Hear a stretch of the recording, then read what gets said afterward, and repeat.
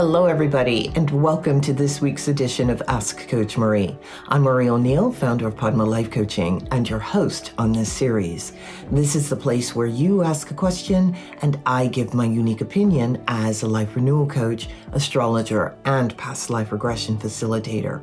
Please know that I am not a therapist, and I will never tell you what you must do. Each week on Fridays, a new video is released with me answering 2 questions from the viewers.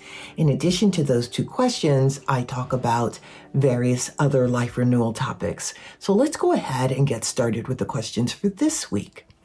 Our first question comes from Faith, who is in Twin Falls, Idaho.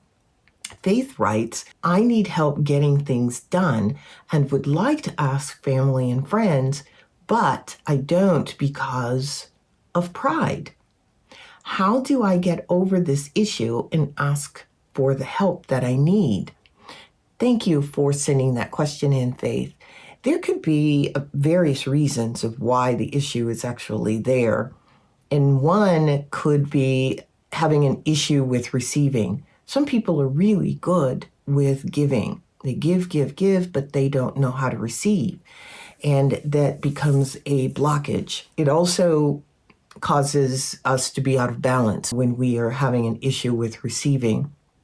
Now, there could be also a deeper issue here, and that is you want to look at family and your friends. Do you feel that they would be receptive to you asking? In some families, there's an issue. If you ask for help, maybe you're made to feel guilty or made to feel that you're not worthy or some negative feeling there. And so that's something that you do need to look at. I don't know if this is the case, but it certainly can be a reason for not asking for help. Now with friends, that's another matter because I can only assume that, you chose your friends because they fit with your value system and with who you are. And friends tend to want to help. You just have to reach out to them for it. One of the ways that you can get through this is write a note to your friends or family or both. Write a text message or an email rather than saying it in person or over the phone. Sometimes it's easier to write it. That's why I'm making this suggestion, because sometimes it's just hard to get it out. And so writing is a good way to do that. And go ahead and send the message. So I'm not saying write the message and don't send it. You want to go ahead and send it. That's one way to do it. Another thing is you can have, out of all of your friends and family member, think about the one person who you know would be receptive, because family, I'm sure they know who you are, and your friends too would know that you have a hard time asking for help. But if you pick one person to approach, that would be beneficial. And one person, who just has an open personality, basically someone who would be easy for you to approach, and ask them to help you and see how that feels. Start small. Maybe start with something that you need help with that is not a big deal to help build that muscle for asking for what it is you want. Remember, family and friends, they may not know what it is you want. They want to help more than likely, but if they don't know what you need, they're not able to actually help you. So I hope that helps. Send me a note. Let me know when you reached out for help and what the response was. You can always comment below also in the comment section letting me know. All right, let's get on with the topic for today. The topic is healthy boundaries. And the reason that I'm doing this, the topic of healthy boundaries, is because it is an issue. There are a lot of instances that I'm seeing out here where people really don't have healthy boundaries. It's causing them harm, and it's also causing other people harm. Now, you have to look at your value system and also another person's value system when you're looking at boundaries. What are your boundaries? what is reasonable for you. You want to be able to hold those boundaries. For example, if you are someone who wants people to call you before they come over, well, that is a boundary. And, you need to, of course, let people know that this is a boundary and, ask people to honor that. If you don't like animals in your life or in your house, then that is a boundary and you need to hold it. When we're looking at healthy boundaries, healthy for one person may not be healthy for another person because each person has their own boundaries that really need to be respected by others. Some people don't like being touched.